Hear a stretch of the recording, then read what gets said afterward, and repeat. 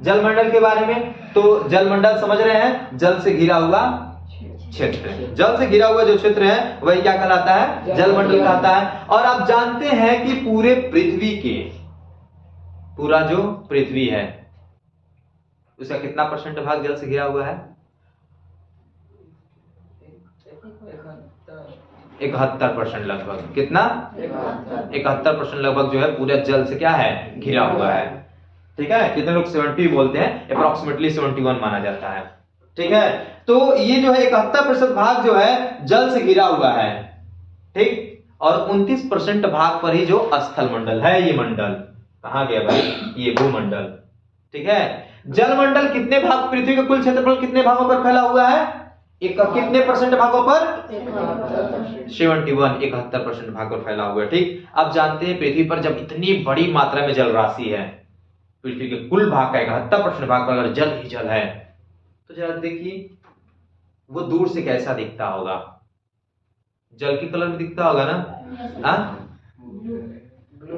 अच्छा, मैं अगर इसमें एक फिगर आउट करूं यहां पे, और फिगर आउट में ऐसे में कर दूं, ठीक, ऐसे में कर दूं, इसका कोई भाग जो है मैं येलो कर दूं। ठीक है, ये छोटे छोटे पार्ट्स हैं। ठीक है, इनके छोटे छोटे कोई पार्ट्स क्या हैं? येलो हैं। अब खूब दूरी से देखिए, और बाकी सारे जो पार्ट्स वो रेड हैं। बाकी जो सारे जो आपको दिख रहे हैं खाली वाले पार्ट्स वो सारे रेड हैं। अब दूर से देखिए और बताइएगा मुझे, अब कल्पना करके बताइए, स्वयं थिंकिंग करके, कि आपको किस प्रकार का, आपको कौन सा कलर, आपको कौन से कलर में आपको दिखेगा? रेड। क्यों? ठीक यही कंडीशन अप्लाई होता है हमारे पृथ्वी पर भी। पृथ्वी का 71% जो हिस्सा है ये जल से घिरे हुए होने के कारण ही ये दूर से जो है कैसा दिखाई देता है? नीले रंग का दिखाई देता है। वैसे जल का तो कोई विशेष रंग होता नहीं है, लेकिन जब बहुत गहराई तक जब जल स्थित होता है तो प्रायः हमें नीले रंग का प्रतीत होता है। इसीलिए जो है जल, पृथ्वी को नीला ग्रह भी कहा जाता है, क्योंकि इसका अधिकतम हिस्सा जल से घिरा हुआ है। समझ में आया? कितना परसेंट हिस्सा जल से घिरा हुआ है? 71%। ठीक है, और यहां पर अब हम अगर जलमंडल की बात कर रहे हैं तो केवल ये नहीं कि हम केवल महासागरों की बात करें। जल केवल महासागरों में ही पाया जाता है क्या? जल महासागरों में ही पाया जाता है? Not at all. जल, आप जिस कमरे में बैठे हुए हैं इस कमरे में भी जल मौजूद है, बट यू कांट सी, आप उसको देख नहीं सकते हैं। ठीक है, ये ऐसे भी स्थित है, कहीं पर बर्फ के रूप में है, कहीं पर वायु के रूप में है, जैसे आपके कमरे में वायु के रूप में है, कहीं पर बर्फ के रूप में, जैसे आपने वही पढ़ा है कौन सा महाद्वीप? अंटार्कटिका महाद्वीप। समझ में आ रही बात ना? तो वैसे ही जल कई अवस्थाओं में पाए जाते हैं। आप जानते हैं जल 3 अवस्थाओं में पाए जाते हैं, ठोस, द्रव और गैस। पृथ्वी पर ज्यादातर जो जल का हिस्सा है पृथ्वी के, वो किस अवस्था में, जरा आप सोच के बताइए? द्रव अवस्था में है। अंडरस्टैंड? और जो जल, जो द्रव के रूप में अवस्थाएं है, जो द्रव के रूप में हमारी पृथ्वी पर जो जल स्थित है वह कई स्थानों पर क्या है? विस्तृत है।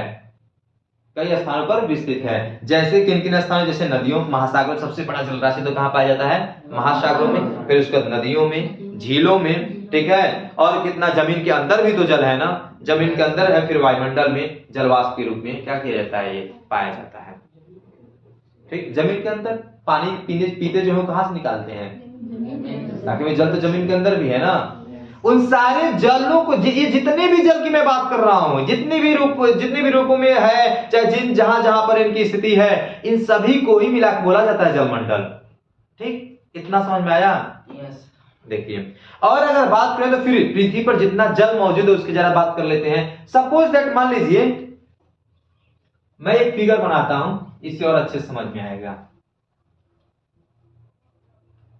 जैसे ये जो है आप कहोगे ये पूरे कितने परसेंट है? 100% है, 100% है। ठीक है, अब 100% में से 100% में से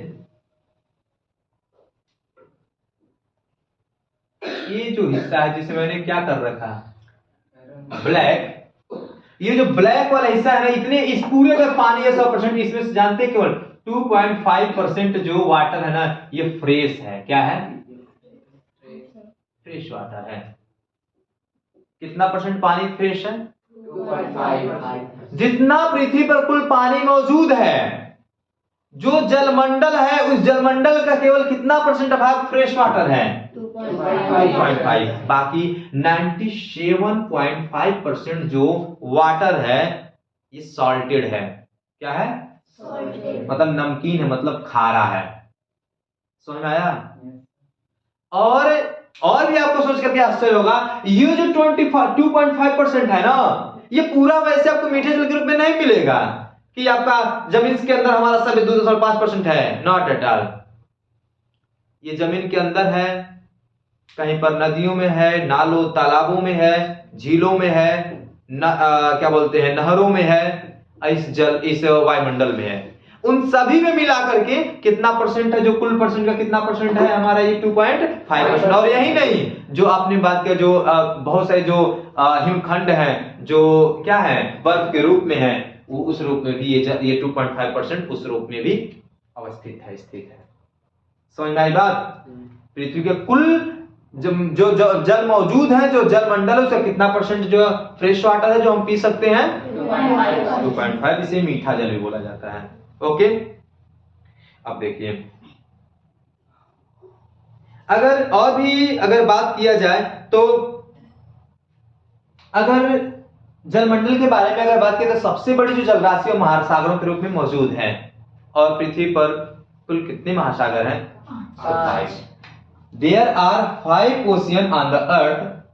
ये भी जो है मैं जिस सीक्वेंस में लिखा हूं, ये ओशियन का जो सीक्वेंस है ये भी डिसेंडिंग ऑर्डर में, अवरोही क्रम में है।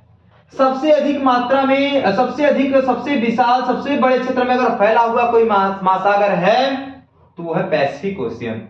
उसके बाद आता है अटलांटिक ओशियन, फिर इंडियन ओशियन, फिर साउथर्न ओशियन, फिर आर्कटिक ओशियन। ठीक, इंडियन ओशियन मतलब हिंद महासागर, ठीक है, पैसिफिक मतलब प्रशांत महासागर। तो ऐसे ये 5 महासागरें हैं। सबसे बड़े क्षेत्र में फैला हुआ महासागर, सबसे बड़ी जलराशि वाला महासागर कौन बोलेंगे? प्रशांत महासागर। उससे छोटा दक्षिण महासागर, और उससे भी छोटा कौन हो जाएगा? आर्कटिक महासागर। समझ में आई बात? अब देखिए, और महासागर के पानी तो गति भी करते हैं ना। अरे भाई, महासागर पानी गति नहीं करते हैं, पानी एकदम स्थिर रहता है। नहीं, किन किन रूपों में गति करते हैं? तो सबसे पहले तो आपने देखा होगा महासागर के तट पर अभी कभी गए होंगे, या तो कभी आपने किसी वीडियो के माध्यम से देखा होगा, तो हमेशा समुद्र के बीच से क्या आता है? लहर, मतलब तरंग। महासागर की गति 3 तरह की होती है। कितने तरह की? 3 तरह की। पहला क्या? लहर, तरंगों के माध्यम से। दूसरा ज्वार भाटा। ज्वार भाटा क्या होता है? समुद्र का एक सतह जो होता है, समुद्र का जैसे कि ज्वार भाटा गुरुत्वाकर्षण के कारण आता है। आगे जब टॉपिक आएगा 7th आई थिंक मिलेगा, तो हम उसमें बताएंगे कैसे ज्वार भाटा आता है। ज्वार अलग है और भाटा अलग है, दोनों को सम्मिलित रूप से बोला जाता है ज्वार भाटा। तो जब समुद्र का पानी जब ऊपर चढ़ता है, जब समुद्र का पानी समुद्र के तट पर ऊपर की ओर चढ़ता है तो उसको ज्वार बोला जाता है। और जब वही पानी जब पुनः लौटता है तो उसे कहा जाता है भाटा। इसी घटना को बोला जाता है ज्वार भाटा।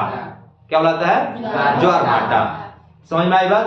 तो पहला हो गया तरंगों के रूप में समुद्र का जो जल होता है वो गति करता है। दूसरा हो गया ज्वार भाटा के रूप में, और तीसरा जो है महासागरीय जलधाराओं के रूप में। महासागरीय जलधाराएं भी क्या करती हैं? गति करती रहती हैं। इसके बारे में आपको जब पूरा पढ़ेंगे एनसीईआरटी लास्ट तक तो सब चीजें क्लियर हो जाएंगी।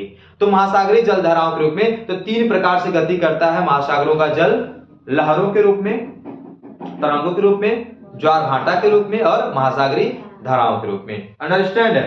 5 महासागर जो होते हैं घटते क्रम में आपने इसे देख लिया, ठीक है। आगे देखिए, इनमें सबसे बड़ा जो महासागर है कौन सा महासागर है? प्रशांत महासागर। और ये जानते हैं पृथ्वी के 1/3 भाग पर फैला हुआ यह महासागर। डू यू नो पृथ्वी का कितना? 1/3 पर कौन सा फैला हुआ है? प्रशांत। पृथ्वी के 1/3 भाग पर फैला है। पृथ्वी का सबसे गहरा भाग, पृथ्वी का सबसे गहरा भाग कौन है? क्या बताया था मैंने अभी? मैरियाना गड्ढा। और पता है मैरियाना गर्त इसी महासागर में है।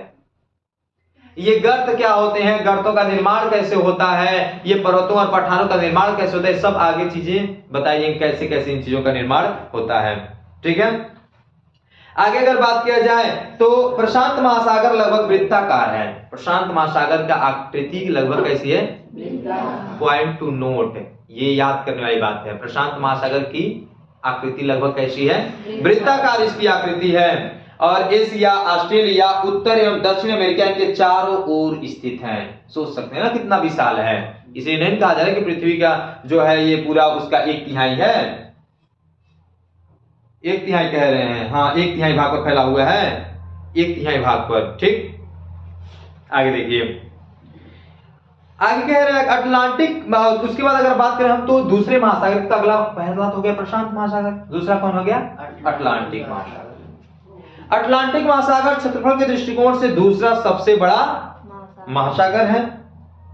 ठीक है, और ये अंग्रेजी का जो लेटर यस होता है, अंग्रेजी का लेटर क्या होता है, जो यस, इस तरह से इसकी आकृति है, फैला हुआ है।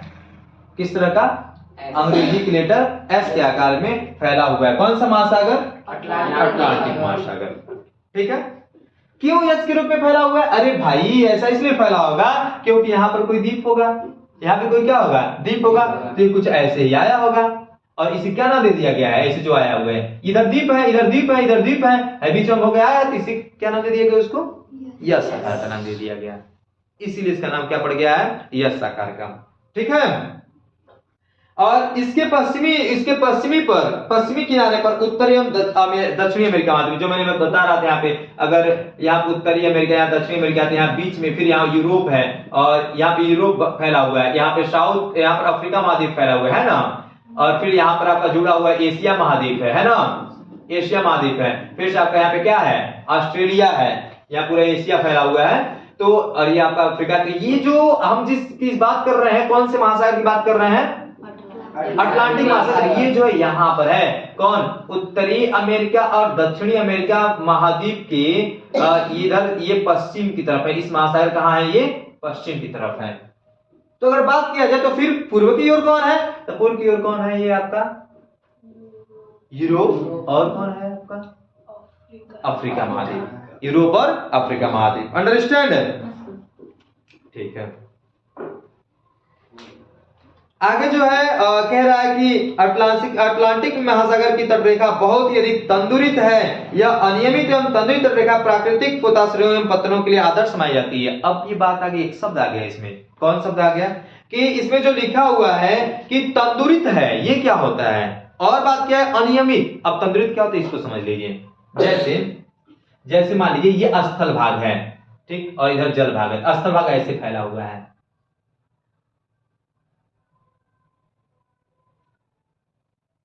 ऐसे, ठीक है। तो अब देखिए, अगर अब देखिए एक चीज, ये तो ऐसे हो गया, इधर क्या है, ये जल है, क्या इधर जल है, फिर इधर आ जाइए, इधर हम ऐसे बना दें और इधर जल बना दें, ठीक है। और ये कहीं कहीं पे अंदर आया है, बाहर आया है, अंदर आया है, बाहर आया, ऐसे इसका तटरेखा है। जहां बड़े बड़े जहाजों को ले जाकर के रोकने, सवारियों को उतारने, सामान को लादने, इन सबके लिए अच्छा कौन, किधर हम पोर्ट बनाए तो अच्छा रहेगा, मतलब इन दोनों में हम किस आकृति में पोर्ट बनाए, जैसे मान लीजिए ये इस प्रकार से कहीं बाहर गया फिर अंदर आया, बाहर गया फिर अंदर आया है, और ये नहीं कहीं छोटा स्थान है, बहुत विशाल, तो इसमें छोटे में हमने दिखा दे रहे हैं, बहुत कई किलोमीटर के, सैकड़ों किलोमीटर के बीच की दूरियां होंगी। तो बताइए ऐसे जो स्थान होंगे ये पोर्ट बनाने के लिए, बंदरगाह बनाने के लिए सही होंगे, ताकि इनसे सामानों को ढुलाई उलाई सब करने में आसान होगा, इनसे आसान होगा, किनसे चढ़ाने लादने में आसान होगा, ऊपर वाले के नीचे वाले में, ऊपर वाले में, श्योर ऊपर वाले में। क्यों, क्योंकि आप जब जहाज ऐसे साइड में क्या कर देंगे, लगा देंगे, और साइड में जब लगा देंगे जहाज, तो आप आराम से इधर साइड में लगा देंगे, फिर इधर से आप सामानों की आवाज आई आराम से उस पर कर सकते हैं, समझ में आया। और ऐसे सीधे आकर जहाज ऐसे लग जाएंगे, फिर से चले जाएंगे, आप उससे सामान उस पर चढ़ा सकते हैं, उतार सकते हैं, बहुत सारे, मतलब बहुत सारी चीजों में ऐसे लाभ होता है। इसीलिए कहा जा रहा है कि जो तंत्रित तट होने के नाते ये जो है बहुत ही ज्यादा पोताश्रयों के लिए बहुत ज्यादा अनुकूल होता है, ठीक है ना। आगे देखिए, अब हम बात करते हैं और एक भी अगर बात किया जाए तो व्यापारिक दृष्टिकोण से यह सबसे व्यस्त महासागर है। इस महासागर में बहुत ज्यादा मात्रा में क्या होती है, व्यापार की जाती है। बहुत ज्यादा मात्रा में जहाजें आवागमन, जहां व्यापारिक जहाजों का आवागमन एकदम लगा रहता है। अब बात करते हैं हिंद महासागर की, हिंद महासागर के बारे में। अब तक आप किस किस महासागर के बारे में जान लिया आपने? पैसिफिक, अटलांटिक और बस। अब बात करते हैं किसके बारे में? इंडियन ओशियन के बारे में। तो हिंद महासागर आप जानते हैं आपके भारत के ही दक्षिण में क्या है, स्थित है। हमारा भारत का पूरा हिस्सा किसमें गया है? हिंद महासागर में है दक्षिण वाला हिस्सा, जिसको बोलते हैं पठारी जो हिस्सा, प्रायद्वीप इसीलिए भारत को बोला जाता है। भारत एक प्रायद्वीपीय देश है क्योंकि भारत भी समुद्र तीन तरफ से किससे घिरा हुआ है? समुद्र से। एक तरफ है बंगाल के, भारत के जो भूभाग है, भारत के भूभाग के दक्षिण भूभाग के पूर्व की तरफ बंगाल की खाड़ी, पश्चिम की तरफ अरब सागर और दक्षिण की तरफ हिंद महासागर। तीन तरफ से भारत भी किससे घिरा हुआ है? समुद्र से। इसीलिए इसे प्रायद्वीपीय देश बोला जाता है। भारत को क्या बोला जाता है? प्रायद्वीप। आगे देखिए, तो हिंद महासागर जो है एक ऐसा महासागर है जिसका नाम अपने ही देश के नाम पर पड़ा है। हिंदुस्तान के नाम पे ही पड़ा है। क्या उसका? हिंद महासागर। क्यों? क्योंकि उसका बहुत बड़ा हिस्सा इस भारत देश के से क्या करता है? छूता है, और बहुत बड़ा हिस्सा इसी के आसपास उसका है, हिंद महासागर का। इसीलिए इसका नाम पड़ा है। और हिंद महासागर के में सबसे अगर अच्छी स्थिति किसी देश की है तो वो है अपने भारत देश की। ठीक है, कैसे है? जैसे मान लीजिए भारत का ये जो है ऐसे है, भारत ऐसे है लगभग, तो ये है आपका इधर, अगर ये तो हो गया आपका नॉर्थ, ये हो गया आपका ईस्ट, ये हो गया आपका वेस्ट और ये हो गया साउथ। इधर जो है बंगाल की खाड़ी है, बे ऑफ बंगाल, और ये सब इधर क्या है? अरब सागर है। समझ में आया? तो ये इधर बे ऑफ बंगाल, ये अरब सागर, इधर जो है हिंद महासागर। इधर क्या है? हिंद महासागर है। तो जो ये हिंद महासागर है इधर, तो ये बे ऑफ बंगाल कोई अलग चीज नहीं है, ये हिंद महासागर का एक हिस्सा है। और ये अरब सागर अलग नहीं है हिंद महासागर से, ये भी हिंद महासागर के क्या है? हिस्सा है। बस उसका नाम नाम अलग कर दिया गया है, बदल दिया गया है। समझ में आया? तो ये पूरे दोनों जो सागर है किस में आते हैं? किस महासागर में आते हैं? हिंद महासागर में आते हैं। ओके, अब बात करते हैं किसके? दक्षिणी महासागर की। ठीक, तो दक्षिण महासागर में अगर बात किया जाए तो दक्षिणी महासागर जो है आर्कटिका महाद्वीप को चारों ओर से घेरता है। आर्कटिका महाद्वीप कौन है? कहां है? ऊपर के नीचे। आर्कटिका महाद्वीप कहां बताया गया है? ये साउथ, अगर साउथ नॉर्थ पोल की ओर है कि साउथ पोल की ओर है? साउथ पोल की ओर है, बीच में ही ना है। साउथ पोल के ही चारों तरफ है आर्कटिक महाद्वीप, और उसको चारों तरफ से घेरने वाला जो महासागर है उसे कहते हैं कौन सा महासागर? दक्षिणी महासागर। कौन सा? दक्षिणी महासागर जो है आर्कटिका जो महाद्वीप है उसको चारों तरफ से क्या किया हुआ है? घेरे हुए है। ठीक, और यह उत्तर की ओर 60 डिग्री की दक्षिण अक्षांश तक फैला हुआ है। आर्कटिक जो महासागर, ये तो हो गया दक्षिणी महासागर हो गया। अब बात करते हैं हम किसके बारे में? आर्कटिक महासागर के बारे में। ये भी थोड़ा सा है, इसके बारे में जान लीजिए। आर्कटिक जो महासागर ये उत्तर ध्रुव वृत्त में है। उत्तर ध्रुव वृत्त में समझ रहे हैं? यहीं पर बना देते हैं एक फिगर।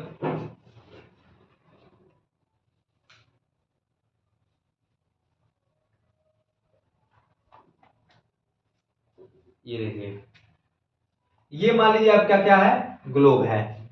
ये जो है आपका नॉर्थ पोल और ये क्या है? South pole. ठीक, ये कौन सी है एकदम बीचों बीच से जा रही है? इक्वेटर, विषुवत वृत्त। ये कौन सी रेखा है? ट्रॉपिक ऑफ कैंसर, कर्क रेखा। ये कौन सा है? ट्रॉपिक ऑफ कैप्रिकॉर्न, मकर रेखा। ठीक, अब देखिए ये उत्तर ध्रुव के साथ होकर के एक छोटी सी एक और ऐसी वृत्त है, इसे बोला जाता है उत्तरी ध्रुव वृत्त। क्या बोला जाता है? उत्तरी ध्रुव वृत्त। और ये ऐसे यहां पर इसे कौन ध्रुव वृत्त बोलेंगे? दक्षिणी ध्रुव वृत्त। समझ में आया? तो जो आर्कटिक महासागर है ये उत्तरी ध्रुव वृत्त में स्थित है, इसी में स्थित है आर्कटिक महासागर। अंडरस्टैंड है? आर्कटिक महासागर उत्तरी ध्रुव वृत्त में स्थित है और यह उत्तर ध्रुव के चारों ओर फैला हुआ है। हेलो, ये किस ध्रुव के चारों ओर फैला हुआ है? और यहाँ पर एक किस महाद्वीप के चारों ओर फैला हुआ है? ये इधर वाला कौन सा महासागर बोलते हैं? किस महाद्वीप के चारों ओर फैला हुआ है? ये जो आर्कटिका महाद्वीप है, इस महाद्वीप के चारों ओर कौन सा महासागर फैला हुआ है? क्या बताया हूं? दक्षिणी महासागर। ठीक है ना? ये आर्कटिका महाद्वीप के चारों ओर फैला हुआ है। और जो उत्तरी जो ध्रुव है, उत्तरी ध्रुव के चारों ओर कौन सा फैला हुआ है महासागर? आर्कटिक महासागर। समझ में आया? कोई दिक्कत किसी को? यह महासागर से छिछले जल वाले एक सकरे भाग से जुड़ा हुआ है, प्रशांत महासागर से जुड़ा हुआ है। किससे जुड़ा हुआ है? यह जो आर्कटिक महासागर है, यह प्रशांत महासागर से जुड़ा हुआ है, एक छोटे से भाग के साथ वो प्रशांत महासागर से जुड़ा हुआ है। और जिससे जुड़ा हुआ है, जिस जल राशि के साथ जुड़ा हुआ है, उसे कहा जाता है बेरिंग जल संधि। क्या नाम दिया था उसका? बेरिंग। अच्छा, अभी मैंने बताया कुछ समय पहले इसी के बारे में। उत्तरी अमेरिका और दक्षिण अमेरिका किस जल संधि से जुड़ा हुआ है? किस नहर से? पनामा जल संधि। ठीक है। वैसे अगर बात किया जाए फिर से इसकी बात कि जो आपका आर्कटिक जो महासागर है, ठीक, और आर्कटिक महासागर और जो है प्रशांत महासागर, यह किस जल संधि के साथ जुड़ा हुआ है? जिसका क्या नाम देंगे आप? बेरिंग जल संधि। क्या नाम देंगे? बेरिंग जल संधि। समझ में आया? देखिए अब कैसे ये कहा जा रहा है, मतलब जल संधि कैसे कुछ समझ में आ रहा है? जैसे मान लीजिए कस्तरी भाग इधर है, कस्तरी भाग इस बीच में महासागर जा रहा है, ये भी बीच में महासागर है, तो ये जो पतला से जो रास्ता है इसी को जल संधि नाम दिया गया है, जो पतला सा। तो अब तक हमने पृथ्वी के जो प्रमुख परिमंडल हैं उनके 3 घटकों में से 2 घटकों के बारे में विस्तृत अध्ययन कर लिया है। कौन कौन से 2 घटकों के बारे में विस्तृत अध्ययन किया हम लोगों ने? एक भूमंडल था और एक था जलमंडल। अब हम बात करेंगे वायुमंडल का और इसके बाद बात कर लेंगे किसका? जीवमंडल का। ये जीवमंडल क्या है? आपको हम शुरू में ही बताएं, इन तीनों मंडलों के संयोग से ही जीवमंडल का उत्पत्ति होती है, जीवमंडल का निर्माण होता है। तो चलिए अब बात करते हैं हम वायुमंडल का। ठीक है, तो वायुमंडल के बारे में अगर बात करना तो सबसे पहले आपने ये पहले से जानते होंगे कि पृथ्वी जो है हमारी, पृथ्वी चारों तरफ से वायु की एक पतली चादर से ढकी हुई है। वायु की एक पतली चादर से ढकी हुई है और इसी वायु की पतली चादर जो पृथ्वी के चारों ओर से घिरी हुई है, इसी को कहा जाता है वायुमंडल। क्या कहा जाता है इसको? वायुमंडल कहा जाता है। और यह वायुमंडल अपने लिए कितना महत्वपूर्ण है आप समझ सकते हैं, क्योंकि आप ये कहा जाता है कि प्राण वायु। किसे कहा जाता है? ऑक्सीजन को। ऑक्सीजन को ही क्या बोला जाता है? प्राण वायु। और यह प्राण वायु ऑक्सीजन जो है किसमें है? इसी वायुमंडल में ही है। किसमें है? वायुमंडल में ही है। इसलिए आप समझ सकते हैं कि अगर ऑक्सीजन एक प्राण वायु है तो बिना ऑक्सीजन के हम जीवित नहीं रह सकते, और वह जो चीज है वह इसी वायुमंडल में पाई जा रही है। इसलिए वायुमंडल कितना ज्यादा हमारे लिए महत्वपूर्ण है। और केवल ऑक्सीजन के ही प्रोस्पेक्टिव से नहीं, बहुत सारे प्रोस्पेक्टिव से हमारे लिए वायुमंडल बहुत ही क्या है? महत्वपूर्ण है। समझ में आई बात? और वायुमंडल में ही जो चीजें हैं, जो गैसें हैं, हम इन्हीं का उपयोग करके हम सांस लेते हैं, जो हमारे जीवन के लिए उत्तरदायी हैं, हमें जीवित रहने के लिए। जैसे जैसे अगर बात करें कि वायुमंडल को ऊंचाई, कितनी ऊंचाई तक वायुमंडल पाया जाता है, तो वायुमंडल जो है पृथ्वी को जो चारों तरफ से घेरे हुए है, यह पृथ्वी के सतह से 1600 किलोमीटर ऊंचाई तक क्या किया जाता है? पाया जाता है। जैसे यहाँ पे समझिए, अगर मान लीजिए ये अपना अर्थ है, the earth, this is the earth, mother earth. इसके 1600 कितना? 1600 किलोमीटर ऊंचाई तक ऐसे एक परिधि बना लीजिए। ठीक है, थोड़ा सा कम बेसी हो सकता है, ठीक है, कहीं थोड़ा सा कम बेसी हो सकता है। ऐसे मान लीजिए टेढ़ा मेढ़ा बना लिया जाए ऐसे। ये मान लीजिए अपना क्या है? ये पृथ्वी, मदर अर्थ पृथ्वी है। पृथ्वी के चारों तरफ 1600 किलोमीटर के एरिया में, ठीक है ना, ऊंचाई तक में ये क्या पाया जाता है? वायु क्या? मंडल। वायुमंडल इन्हीं के अंतर्गत पूरा विस्तार रूप से विस्तृत है। समझ में आएगा? और जैसे जैसे हम पृथ्वी से ऊपर जाते हैं, जैसे जैसे हम पृथ्वी से कहां जाते हैं? ऊपर की ओर, वैसे वैसे वायुमंडल में वायुदाब भी घटता है और तापमान भी घटता है। तो अगर हम बात करें कि एक चीज जान लेना बहुत आवश्यक है कि इस वायुमंडल में तापमान के आधार पर, वायुदाब के आधार पर और भी सब कई चीजें हैं जिनके कई सारे घटकों के आधार पर इसको 5 परतों में बांटा गया है। वायुमंडल कितने परतों में बांटा गया बच्चों? 5 परतों में। अंडरस्टैंड? कौन कौन परत? तो क्षोभ मंडल, समताप मंडल, मध्य मंडल, आयन मंडल और बहिर्मंडल।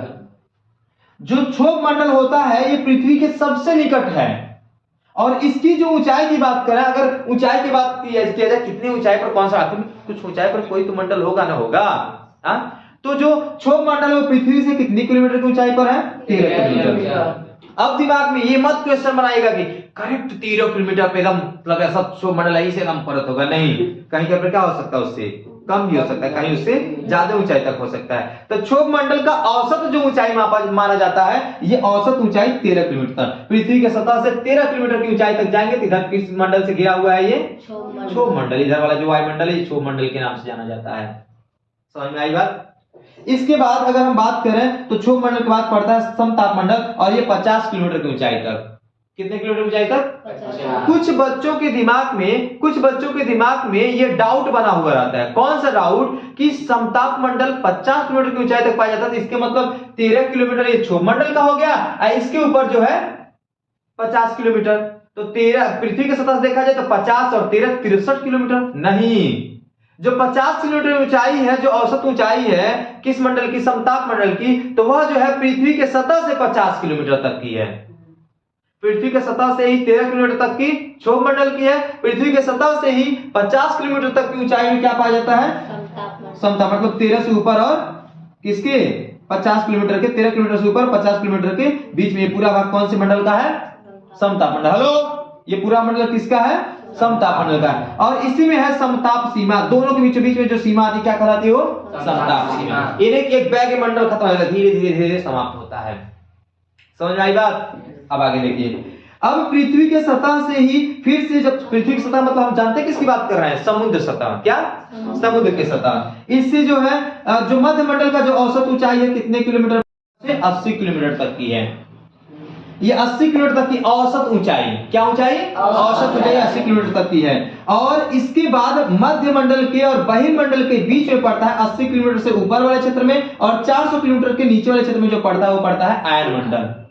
ठीक। और इसके बाद फिर तब जाके लास्ट में पड़ता है आपको बहिर्मंडल, 400 किलोमीटर की ऊंचाई के ऊपर जैसे चले जाएंगे वो सब कौन सा मंडल हो गया? वो बहिर्मंडल। 400 किलोमीटर की ऊंचाई जाएंगे बहिर्मंडल।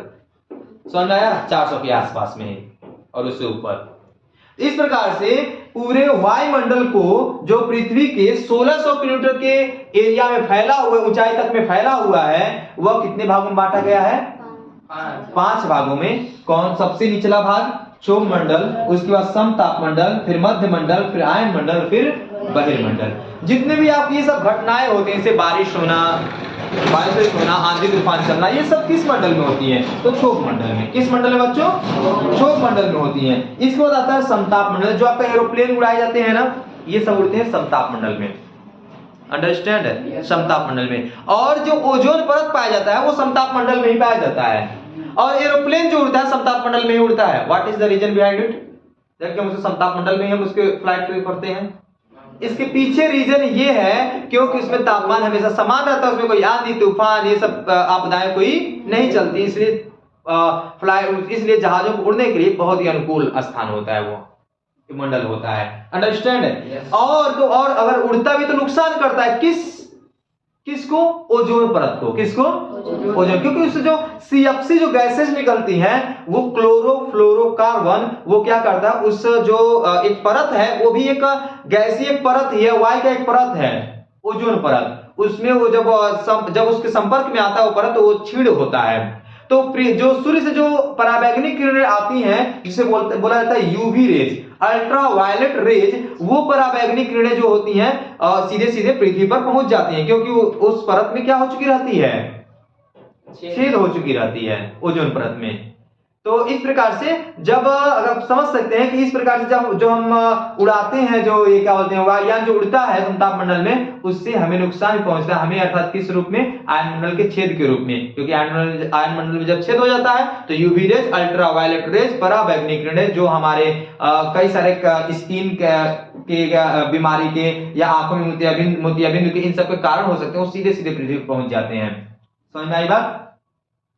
और आगे अगर बात करें तो ये हो गए 5 मंडल, और इस 5 मंडलों में क्षोभ मंडल सबसे महत्वपूर्ण मंडल है। ठीक है? जैसे जैसे इसमें हम ऊपर पहुंचते हैं, जैसे जैसे पृथ्वी के सतह से, समुद्र के सतह से ऊपर हम पहुंचते हैं, वैसे वैसे वायुमंडल में घनत्व और तापमान में, दोनों में कमी आती जाती है।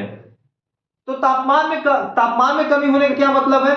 जैसे से यहां पर जस्ट टेम्परेचर कम होता जाएगा, सबसे अधिक टेम्परेचर पृथ्वी पर ही है। जैसे जैसे ऊपर आप चलते चले जाएंगे, टेम्परेचर क्या होता जाएगा? पृथ्वी के ऊपर जैसे जैसे जाएंगे कम होता जाएगा। अगर एग्जाम्पल के रूप में आप समझना चाहते हैं कि पृथ्वी के ऊपर जाने पर टेम्परेचर कैसे कम होता है, तो आप समझ सकते हैं, आपने देखा होगा कि पहाड़ों पर ही बर्फ पड़ते हैं।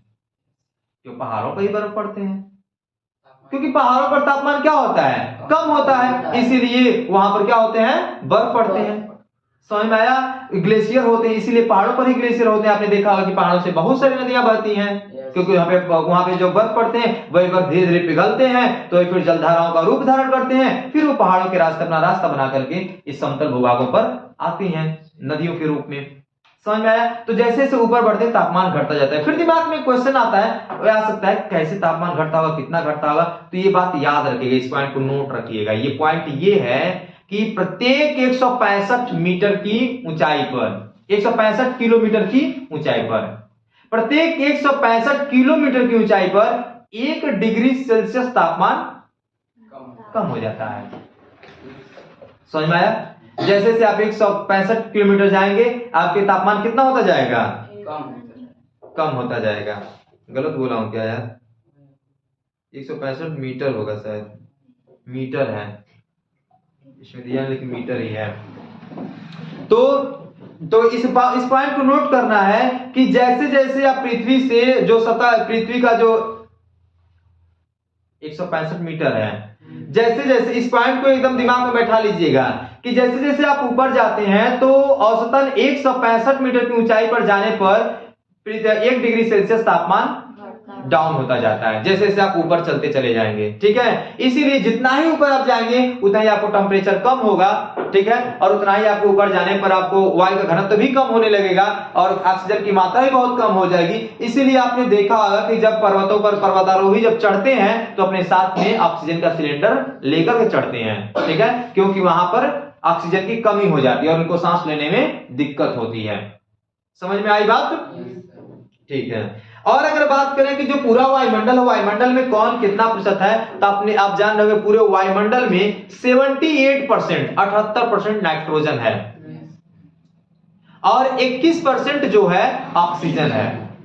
अब 100 में से आप 78 और 21 को ऐड करके घटा दीजिए तो 99 घटाएंगे, 1% बचा ना। 1% में और सारी गैसें जो हैं, जो भी गैसें होती हैं, कार्बन डाइऑक्साइड होती हैं, आर्गन होती हैं, ये सारी गैसें 1% में पाई जाती हैं।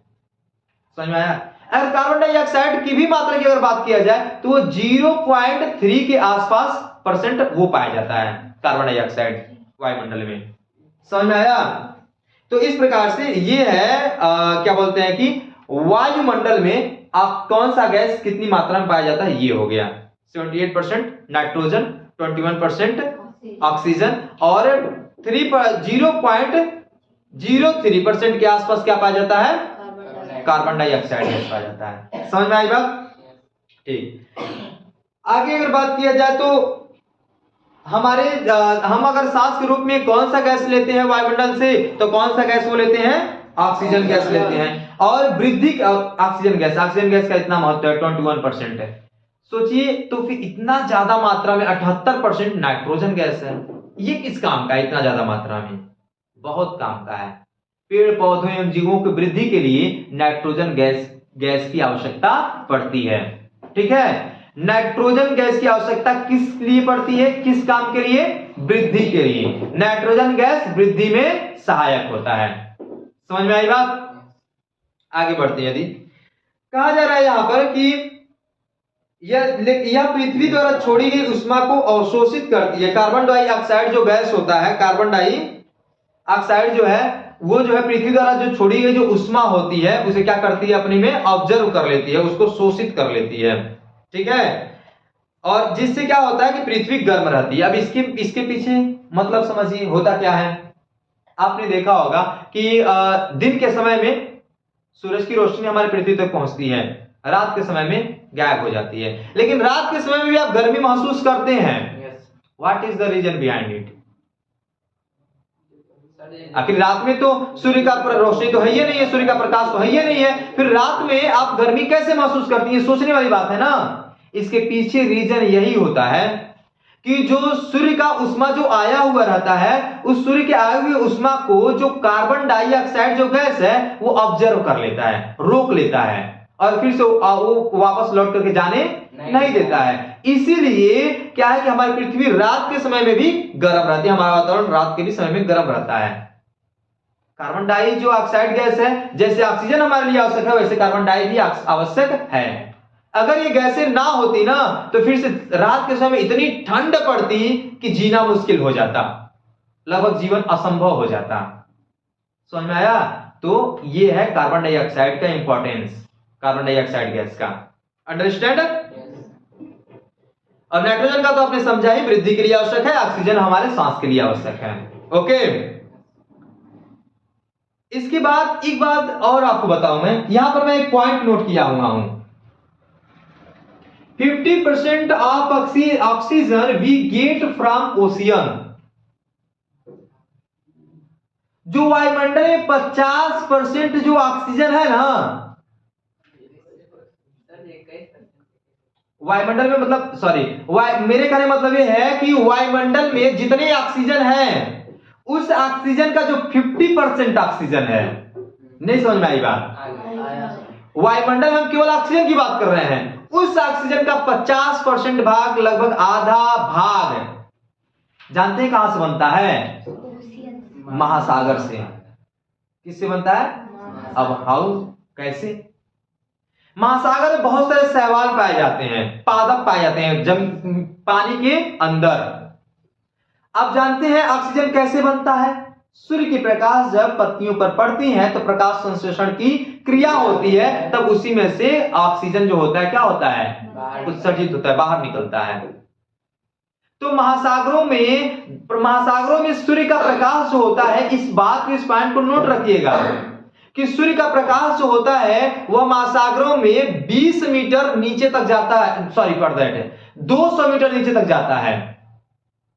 इस पॉइंट को याद रखना है कि सूर्य की किरणें जो होती हैं महासागर में 200 मीटर नीचे तक जाती हैं, और इसलिए 200 मीटर नीचे के अंतर्गत जितने भी आते हैं सब ये जो शैवाल होते हैं, जो समुद्री पादप होते हैं, उन पे जब प्रकाश की किरणें पहुंचती हैं तो ऑक्सीजन बनाती हैं और वो ऑक्सीजन उत्सर्जन करती हैं। तो इस प्रकार से जो वायुमंडल में पाया जाने वाला जो ऑक्सीजन है उसका 50% ऑक्सीजन जो है महासागरों से हमें क्या होता है? प्राप्त होता है। ठीक है ना? इस पॉइंट को याद रखना है आपको। ठीक है, इस प्रकार से जो वायुमंडल वाला जो पोर्शन था, यह वायुमंडल वाला पोर्शन समाप्त होता है। लेकिन इसके साथ साथ एक बात मैं और बता दूं आपको, जो वायुदाब की जो मैं बात कर रहा था, वायुदाब कहीं पर कम होता है तो कहीं पर अधिक होता है। ठीक है, सबसे अधिक वायुदाब कोई पूछा आपसे कहां होता है, तो सबसे अधिक वायुदाब समुद्रों पर होता है, समुद्र सतह पर।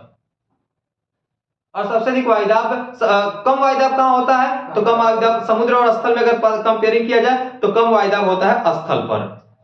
स्थलीय भागों पर वायुदाब कम होता है, समुद्री भागों पर वायुदाब अधिक होता है। इसे कैसे फील कर सकते हैं? वायु हमेशा उच्च वायुदाब से निम्न वायुदाब की ओर चलती है। समझ रहे हैं? उच्च वायुदाब से किधर? निम्न वायुदाब की ओर चलती है। इसीलिए हमेशा जो पवनें बहती हैं, हवाएं बहती हैं, वो समुद्र से स्थल की ओर बहती हैं। किधर से किधर? समुद्र से स्थल की ओर। क्यों? क्योंकि स्थल भाग की ओर वायुदाब कम होता है और समुद्र की सतह पर वायुदाब उच्च होता है, तो उच्च से किधर भागता है वो? निम्न की ओर। और what is the reason behind it that जो प्रेशर है, जो एयर प्रेशर है, ये जो स्थल भाग पर ये कम पाया जा रहा है। क्यों? निम्न। एक्चुअली होता क्या है कि स्थल भाग जब गर्म होता है तो हवाएं गर्म होती है, और हवाएं गर्म होती कहां उड़ती हैं? ऊपर। जब ऊपर उड़ती है तो वायुदाब क्या हो जाता है? नीचे, निम्न हो जाता है। और फिर समुद्र का वायुदाब, समुद्र में उच्च वायुदाब तो वो फिर स्थल की ओर लौटने लग जाता है, हवाएं समुद्र से स्थल की ओर चलने लगती हैं, और यही प्रक्रिया चलती रहती है। अंडरस्टैंड? इस प्रकार से वायुदाब वाला पोर्शन समाप्त हुआ। अब बात कर लेते हैं किसके बारे में? जीवमंडल के बारे में। तो जीवमंडल एक बहुत ही छोटा सा टॉपिक है। जीवमंडल वहां पर होता है जहां पर ये तीनों मंडल आपस में क्या होते हैं, मिलते हैं, संयोग करते हैं, वहीं पर क्या होता है, जीवन संभव हो पाता है। ठीक है। और यह जो है जीवमंडल जो है स्थल, जल और हवा के बीच का एक सीमित भाग होता है। यह वह भाग है जहां पर जीवन मौजूद है। जीव से ही नाम स्पष्ट हो रहा होगा, जहां पर जीवन क्या है, मौजूद है, उसे कहा जाता है कौन सा मंडल, जीवमंडल बोला जाता है। ठीक है। बड़े से बड़े जीवों को लेकर के छोटे से छोटे जो छोटे छोटे जो जीव हैं, ये सारे जो है जीवमंडल में ही पाए जाते हैं। और इन सभी को रहने के लिए जीवमंडल की आवश्यकता पड़ती है। ठीक है। क्योंकि जीवमंडल में हमें वायु भी मिलेगा, जल भी मिलेगा, स्थल भी मिलेगा, इसलिए इन सबको जीवित रहने के लिए जीवमंडल की आवश्यकता पड़ेगी। और जहां ये होंगे वही जीवन संभव, वही जीवमंडल कहलाएगा। समझ में आई बात। जीवमंडल को दो भागों में बांटा गया है। कितने भागों में, दो भागों में। अब जीवमंडल को दो भागों में जिन्हें बांटा गया, वो दो भाग कौन कौन से हैं, एक है जंतु जगत और एक है पादप जगत। जंतु जगत कौन, जिसमें जीव आते हैं, पादप जगत कौन, जिसमें पेड़ पौधे आते हैं। इस प्रकार से जीवमंडल को दो भागों में बांटा गया, जंतु जगत, पादप जगत। समझ में आई बात। Yes sir.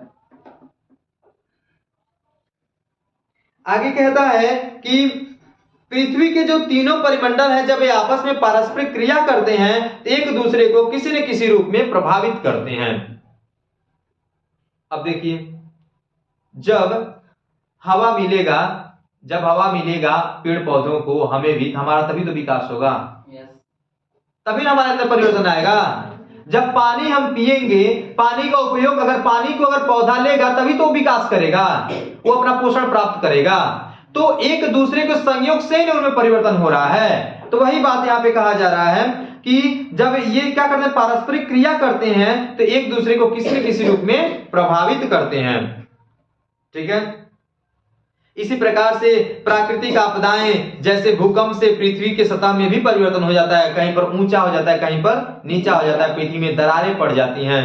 तो इस प्रकार से हाल ही में क्या होता है, हाल ही में बहुत सारी ऐसी प्राकृतिक घटनाएं घटी हुई हैं। अभी आपने सुना होगा कि भूकंप आया था अभी कुछ दिन पहले, और जो इसका केंद्र जो था नेपाल में था। नेपाल में बहुत ज्यादा जन हानि और धन हानि दोनों की भी हुई है। बहुत सारे लोग, कई 100 लोग मारे गए हैं उसमें। ठीक है। तो ये सब चीजें हैं, ये सब चीजें जलमंडल में ही होती हैं। सारी घटनाएं जलमंडल कह रहे हैं, सॉरी, जीवमंडल में ही होती हैं। इस प्रकार से ये चैप्टर जो है पूरा समाप्त होगा।